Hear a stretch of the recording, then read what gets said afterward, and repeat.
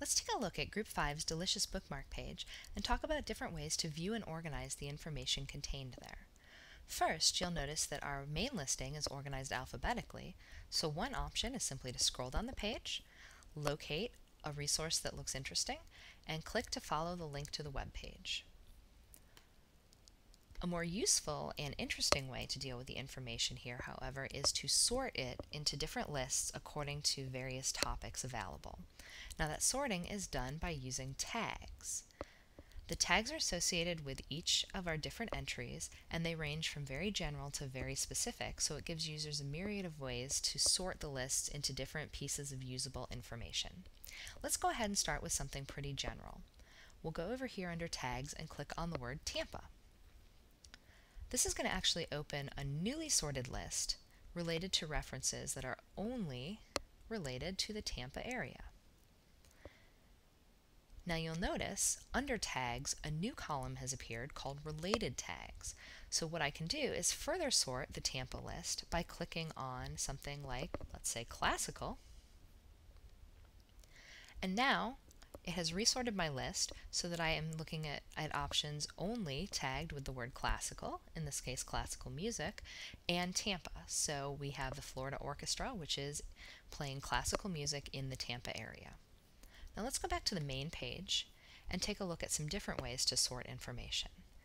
The next search that we're going to do is sorted by type. So let's click the word bibliography, and that is going to open a new list of entries that are tagged with the word bibliography.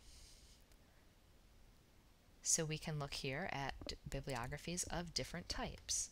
Now another thing that we can do is look at the tags underneath each resource, and as I look down here I think I want to see more general reference materials. So I'm going to click the word reference and display a newly sorted list containing only reference materials, including bibliographies, but also including encyclopedias, directories, glossaries, etc.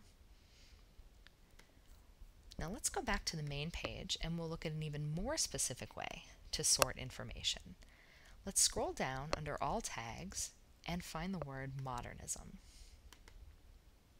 Now clicking the word modernism is going to open a newly sorted list with 5 bookmarks.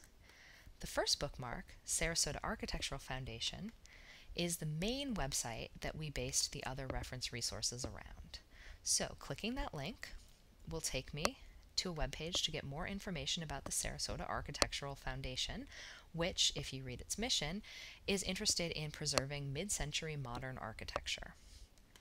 Let's head back to the Delicious page, and we can look at different resources related to modernism.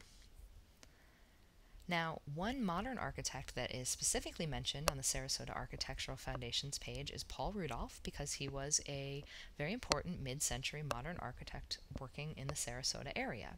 So, let's go ahead and click Paul Rudolph to resort the list to view resources directly related to Rudolph. And let's go ahead and click here on Paul Rudolph and his architecture to go to the UMass Dartmouth Library's webpage, which contains a bibliography about Rudolph, a chronological listing of his projects,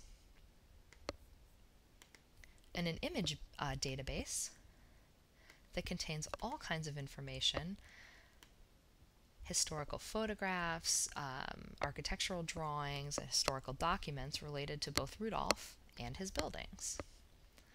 Now let's go ahead and go back to our Delicious page, and we will click on Modernism to go back to our more general listing and see other reference materials, including a book located on Google Scholar